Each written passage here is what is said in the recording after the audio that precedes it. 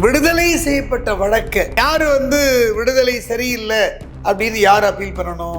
State தான் appeal பண்ணணும். ஆனா ஸ்டேட்டே அப்பீலுக்கு வர இயலாத ஒரு சூழ்நிலையோ இல்ல ஸ்டேட்டே அப்பீலுக்கு ஃபைல் பண்ணாத ஒரு சூழ்நிலை இல்லை. தன்னிச்சையா இந்த வழக்கை எடுத்திருக்காரு அப்படின்னா 397 ரெட் வித் 401 குற்றவியல் நடைமுறை சட்டத்துல இது அவருக்கு கொடுக்கப்பட்ட வானளாவிய அதிகாரம். இந்த வழக்கில் என்ன முக்கியமான ஒரு உத்தரவு என்ன போட்டிருக்காருன்னா, விழுப்புரம் நீதிமன்றத்திலிருந்து வேறு நீதிமன்றத்துக்கு இந்த பொன்முடி வழக்கை மாற்றுவதற்கு நீங்க ஏதாவது பெட்டிஷன் ஃபைல் பண்ணீங்களா அப்படின்னு பொன்முடி தரப்பு வழக்கறிஞர்கள் விளக்கம் அளிக்க வேண்டுங்கிற உத்தரவு போட்டிருக்காரு. இந்த வழக்கில் பெரிய ஆச்சரியமான விஷயம் என்னன்னா, யாரு விடுதலை பண்ணாங்களோ அந்த மாவட்ட நீதிபதினா சாதாரணமான விஷயம் இல்லை, சூப்பர் டைம் ஸ்கேல். அவங்க சுப்ரீம் கோர்ட்ல போய் ஆனரபிள் ஜஸ்டிஸ் இஸ் லார்ட்ஷிப் உடைய பேரா நம்பர் 6 உள்ளதெல்லாம் ரிமூவ் பண்ணுங்க, என்னுடைய ஜுடிஷியல் இத்தனை வருஷம் நான் நீதித்துறை பணியில் இருந்த கேரியரே போகுது அப்படின்னு சுப்ரீம் கோர்ட்ல போய் பெட்டிஷனை ஃபைல் பண்றாங்க. முதல்ல இந்தியாவுடைய லீகல் ஹிஸ்டரியில் கிரிமினல் இந்தியன் இண்டிபெண்டன்ஸ் வந்ததுக்கு அப்புறம் கிரிமினல் ஜூரிஸ்ப்ருடன்ஸில் முதலாக நமக்கு இந்த பவர்ஸ் இருக்குங்கிறத வெளிப்படுத்தி எடுத்த வழக்கு. இந்திய நீதித்துறை வரலாற்றிலேயே இதான் ஃபர்ஸ்ட் கேஸ் இன் இந்தியா. எல்லாருமே ஆவலோடு எதிர்பார்த்துட்டு இருக்காங்க. நிச்சயமாக நீதி வெல்லும் என்ற நம்பிக்கை எங்களுக்கு இருக்கு.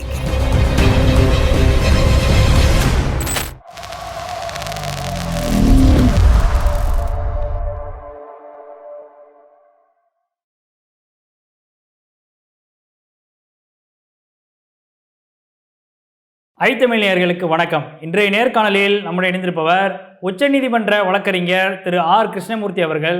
அவரிடம் பல்வேறு கேள்விகள் இருக்கிறது, வாருங்கள் அவரிடம் கேட்போம். வணக்கம் சார். வணக்கம். எப்படி இருக்கீங்க? நீங்க எப்படி இருக்கீங்க? நல்லா இருக்கு சார். பொங்கல் திருநாள் வாழ்த்துக்கள், தமிழ் திருநாள் வாழ்த்துக்கள் உங்களுக்கும் சார். இப்போ நீதிபதி ஆனந்த் வெங்கடேஷ் அவர்கள் சென்னை உயர்நீதிமன்ற நீதிபதியாக மீண்டும் வந்திருக்கிறார். வந்ததோடு சூமோட்டோவா கிட்டத்தட்ட 4 முன்னாள் அமைச்சர்கள், இன்னாள் அமைச்சர்கள் உட்பட பலருடைய வழக்குகளை விசாரணைக்கு எடுப்பதாக சொல்லியிருக்கிறாரு. அதில் குறிப்பாக ஐ பெரியசாமி அவர்கள், அதே மாதிரி முன்னாள் அமைச்சர் முதல்வர் ஓபிஎஸ் அவர்கள், முன்னாள் அமைச்சர் வளர்மதி, இவங்களுடைய வழக்குகள் எல்லாம் எடுப்பதாக சொல்லியிருக்கிறாங்க. இதில் ஐ பெரியசாமி அவர்களுடைய வழக்கு பிப்ரவரி 12, 13 ஆகிய தேதிகளை விசாரிப்பதாகவும், மற்ற வழக்குகளை பிப்ரவரி 22ஆம் தேதி 19 to 22 விசாரிப்பாங்க.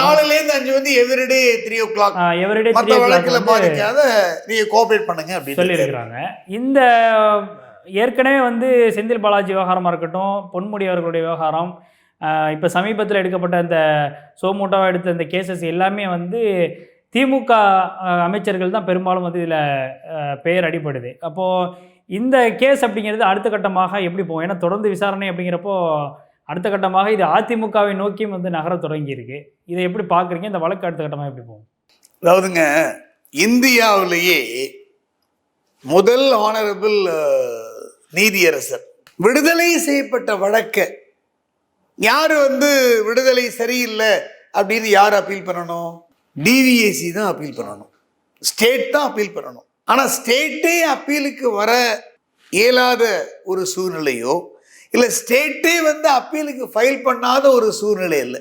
தன்னிச்சையா இந்த வழக்கை எடுத்திருக்காரு அப்படின்னா 397 ரெட் வித் 401 குற்றவியல் நடைமுறை சட்டத்துல இது அவருக்கு கொடுக்கப்பட்ட வானளாவிய அதிகாரம். அவர் இந்த வழக்குகள்ல ஏதோ நடந்திருக்கு, ஏதோ கிளவுட் இருக்கு, கிளவுட் அதை நான் எக்ஸாமின் பண்ணணும். ரிவிஷன்னாலே என்ன, சீராய்வுன்னா எக்ஸாமின் பண்ணணும், அதை ஆராயணும்னு முதல்ல இந்தியாவுடைய லீகல் ஹிஸ்டரியில் கிரிமினல் இந்தியன் இண்டிபெண்டன்ஸ் வந்ததுக்கு அப்புறம், சுதந்திரம் அடைந்ததுக்கு அப்புறம் கிரிமினல் ஜூரிஸ்ப்ருடன்ஸில் முதலாக நமக்கு இந்த பவர்ஸ் இருக்குங்கிறத வெளிப்படுத்தி எடுத்த வழக்கு இது. இதில் பல பேர் பல மாதிரி எல்லாம் பேசினாங்க. பிக் அண்ட் சூஸ் அப்படின்னு எல்லாமோ சொல்லிட்டு இருந்தாங்க. நானும் லார்ட்ஷிப் அடுத்த நாள் காலையிலேயே honourable is lordship mister ஜஸ்டி NAVG அமர்வில் போய் நீங்கள் அந்த நபர் மேலே ஷியோமோட்டோ கண்டென்ட் எல்லாம் எடுங்கன்னு நான் போய் மென்ஷன் பண்ணேன். அவர் சரியான ரிப்ளை எல்லாம் கொடுத்துட்டாரு. அதுக்கப்புறம் அந்த வழக்கு சம்பந்தப்பட்டவர்களுடைய வழக்கறிஞர்கள்லாம் நீங்கள் விசாரிக்க கூடாது அப்படின்லாம் சொன்னாங்க. அதெல்லாம் முடியாது, இது என்னுடைய டொமைன், நான் ரெக்யூஸ் ஆக மாட்டேன்னாரு. போர்ட்ஃபோலியோ சேஞ்சில் வந்து ஹானரபிள் இஸ் லார்ட்ஷிப் வந்து ஒரு 3 months மதுரை பெஞ்சுக்கு போர்ட்ஃபோலியோவில் ஹெல்டப்பில் இருந்தார். இப்போ மறுபடியும் அவருக்கே அந்த துறை வந்திருக்கிறது, அந்த போர்ட்ஃபோலியோ. ஸோ நீதி அப்படிங்கிறது வந்து எந்த டிஸ்கிரிமினேஷனும் இல்லாமல், பயாஸும் இல்லாமல், நீதி பரிபாலனம் சரியான முறையில் ஆப்ட் அப்ரோப்ரியேட்டாக கரெக்டாக இருக்கணும். நிரபராதி தண்டிக்கப்படக்கூடாது, குற்றவாளி தப்பிக்கப்படக்கூடாதுங்கிற அந்த டாக்டரைன் ஆஃப் கிரிமினல் லா பிரகாரம் அவர் வழக்கு எடுத்திருக்கார். அந்த வழக்கை நான் ஆராய்வேன்னு சொல்லியிருக்கார். நீங்கள் மறுபடியும் அவர்கிட்ட போய் நீ இந்த வழக்கில் நீங்கள் விலகி போங்கலாம் மறுபடியும் கேட்க முடியாது. விலக போகிறதும் கிடையாது. டேட்டையும் ஃபிக்ஸ் பண்ணிட்டார். இதில் நீங்கள் சொன்ன மாதிரி ஏற்கனவே எடுத்த அந்த மிஸ்டர் பொன்முடியுடைய வழக்கு, தங்கம் தென்னரசு வழக்கு, KKSSR வழக்கு, அதுக்கப்புறம் O பன்னீர்செல்வம், வளர்மதி, அதுக்கப்புறம் I பெரியசாமி, அது 12-13 சொல்லியிருக்காரு. இந்த வழக்கில் என்ன முக்கியமான ஒரு உத்தரவு என்ன போட்டிருக்காருன்னா, விழுப்புரம் நீதிமன்றத்திலிருந்து வேறு நீதிமன்றத்துக்கு இந்த பொன்முடி வழக்கை வந்து மாற்றுவதற்கு நீங்க ஏதாவது பெட்டிஷன் ஃபைல் பண்ணீங்களா அப்படின்னு பொன்முடி தரப்பு வழக்கறிஞர்கள் விளக்கம் அளிக்க வேண்டுங்கிற உத்தரவு போட்டிருக்காரு. ஏன் அப்படின்னா அதில் தான் வந்து கிளவுட் என்ன அப்படின்னா, அவர் சொல்றாரு, விழுப்புரம் ஜட்ஜ், நான் வந்து கோடை விடுமுறையிலேயே வந்து இந்த வழக்கை நான் விசாரிக்கிறேன், எனக்கு பர்மிஷன் கொடுங்கன்னு அன்றைய ஹானரபிள் சீஃப் ஜஸ்டிஸ் ஆஃப் மெட்ராஸை கூட கேட்கிறார். அவர் அதெல்லாம் முடியாது, நோனோ நீங்க இதுக்கு விசாரிக்கணும் அப்படின்றாரு. அப்புறம் ஒவ்வொரு மாவட்டத்துக்கும் போர்ட்ஃபோலியோ ஹானரபிள் ஜட்ஜஸ் இருப்பாங்க. ஒன்ஸ் ஒரு சிங்கிள் ஹானரபிள் ஜட்ஜஸ் இருந்தாங்க, இப்போ அடிஷனல் போர்ட்ஃபோலியோ ஜட்ஜஸும் இப்போ ஸ்ட்ரென்த் அதிகமானதுனால இருக்காங்க.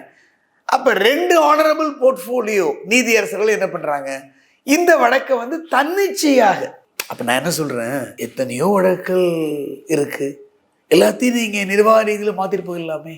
தன்னிச்சையாக நிர்வாக ரீதியில் வெள்ளூருக்கு மாற்றுறாங்க. இந்த வழக்கை வந்து விழுப்புரம் நீதிமன்றம் விசாரிக்க கூடாதுன்னு நிர்வாக ரீதியாக ஒரு ஸ்டே கொடுக்குறாங்க. ஸோ ஹானரபிள் இஸ் லார்ட்ஷிப் உடைய கொஸ்டின் என்ன அப்படின்னா, ஒரு வழக்கை ஒரு இடத்திலிருந்து, ஒரு மாவட்டத்திலிருந்து மற்றொரு மாவட்டத்திற்கும், அல்லது ஒரு பிளேஸ்லேருந்து அடுத்த பிளேஸ்க்கும், சென்னை ஒரு மாவட்டத்திலிருந்து அடுத்த மாவட்டத்திற்கும், அல்ல அந்த மாவட்டத்திற்குள்ளோ நீதித்துறை உத்தரவின் மூலமாகத்தான் மாற்ற முடியும். நிர்வாக ரீதியான உத்தரவு மூலமாக மாற்றவே முடியாது அப்படிங்கிறதா இந்த வழக்குடைய சாராம்சம். ஸோ அதனால தான் என்ன கேட்டிருக்காரு, நீங்க வந்து விழுப்புரத்துலேருந்து வெள்ளூருக்கு மாற்றுவதற்கு ஏதாவது பெட்டிஷன் ஃபைல் பண்ணீங்களா, விளக்கம் அளிங்க அப்படின்னு சொல்லியிருக்காரு. இப்போ ஒரு நெடுலான விஷயம் ஒன்று வருது, எல்லாருமே கேட்குறாங்க, நம்மளாலே பதில் சொல்ல முடியல. சரி, இதெல்லாம் கரெக்டுங்க. அப்போ நிர்வாக ரீதியில் அட்மினிஸ்ட்ரேட்டிவ் சைடில் இந்த வழக்கை விழுப்புரத்திலிருந்து வெள்ளூருக்கு மாற்றிய அன்றைய ஆனரபிள் தலைமை நீதிபதி என்ன பண்ண போறீங்க? அதற்கு வந்து இசைவு தெரிவித்த portfolio honourable judges, portfolio additional judges மேலே என்ன பண்ண போறீங்க? எல்லாரும் கேட்குறாங்க. நம்மளால அதை பட்டவர்த்தனமாக பதில் சொல்ல முடியவில்லை. நம்ம சிஸ்டத்தில் இருக்கோம். We are inside the system. Sister இல்லாதவங்க எதனாலும் பேசலாம். நாங்கள் கோர்ட் ஆஃபீஸர்ஸ், ஷியோமோட்டோ நீதிமன்ற அதிகாரிகள், நாங்களும் நீதித்துறையோட ஒரு அம்சம். ஒரு உச்ச நீதிமன்ற வழக்கறிஞனா 13 வருஷம் ப்ராக்டிஸ் பண்ணிட்டு இந்திய நீதித்துறையோட அம்சமாக இருந்து நம்ம அதை பற்றி பேச விரும்பலை. அதுக்கு என்ன செய்ய போகிறாங்கங்கிறது ஒரு $1 பில்லியன் கொஸ்டின். அடுத்த உத்தரவு போட்டிருக்காரு என்ன அப்படின்னா, சரிங்க, இந்த வழக்கில் நீங்கள் என்னமோ பண்ணீங்க, விடுதலை பண்ணிட்டீங்க பொன்முடியை, உங்கள் தரப்பு விளக்கத்தை நீங்கள் என் முன் ஆஜராகி நேரிலும் அல்லது ஒரு வழக்கறிஞரை வச்சு வக்காலத்தை போட்டு நீங்க தெரிவிக்கலாம். வழக்கறிஞர் நீங்க வைக்கணும் அப்படின்னா பதிவுத்துறை டிஸ்சார்ஜ் நீங்க வந்து ஒரு கோரிக்கையை வைங்க அப்படின்னு இருக்காங்க. அவங்க ஏற்கனவே விளக்கெல்லாம் வந்து இந்த வழக்கில் பெரிய ஆச்சரியமான விஷயம் என்னன்னா, யார் வந்து விடுதலை பண்ணாங்களோ அந்த மாவட்ட நீதிபதினா சாதாரணமான விஷயம் இல்லை, சூப்பர் டைம் ஸ்கேல். அவங்க சுப்ரீம் கோர்ட்டில் போய் ஹானரபிள் ஜஸ்டிஸ் இஸ் லார்ட்ஷிப் உடைய பேரா நம்பர் 6 உள்ளதெல்லாம் ரிமூவ் பண்ணுங்க, என்னுடைய ஜுடிஷியல் இத்தனை வருஷம் நான் நீதித்துறை பணியில் இருந்த கேரியரே போகுது அப்படின்னு சுப்ரீம் கோர்ட்டில் போய் பெட்டிஷனை ஃபைல் பண்ணுறாங்க. அவருக்கு ஆஜரானவர் முன்னாள் ஆனரபிள் ஒரிசாவுடைய தலைமை நீதிபதி since retired mister Muralidharan justice அப்பீரார். அப்போதான் என்ன சொல்கிறாரு honourable D Y Chandrachud chief justice of India is lordship என்ன சொல்கிறாரு, ஹானரபிள் மெட்ராஸ் ஹைகோர்ட் ஜட்ஜ் நீதியரசர் என் ஆனந்த வெங்கடேஷ் மாதிரி ஒரு நீதிபதியை இந்திய நீதித்துறை பெற்றது என்பது கடவுளுடைய அருள், கடவுளுடைய வரம். இவர்களை போன்ற நீதிபதிகள் இருப்பதனால்தான் இந்திய நீதித்துறை வந்து பல்லுச்சின்னு சிறப்பாக நீதிபதி வாழ்ந்த பண்ணது அப்படின்னு வசந்த லீலா பெட்டிஷன் டிசைஸ் பண்ணிட்டாங்க. இப்போ வசந்த லீலாவுக்கு ஒரு வாய்ப்பு கொடுத்துருக்காரு ஹானரபிள் இஸ் லார்ட்ஷிப். ஸோ இது ஆராயும் பொழுது அவர் சொன்ன அந்த வார்த்தையை நீங்க கவனிக்கணும், இதில் சட்டப்பிழை உள்ளதா என்று நான் ஆராயப் போகிறேன்றார். அதான் மேட்ரு. என்ன சட்டப்பிழை? நேற்று ஒரு பேரை சொன்னாங்க இல்லை, மகாராஷ்டிரா கவர்மெண்ட் அப்ராப்ரியேட் கவர்மெண்ட் கிடையாது 432(7)B.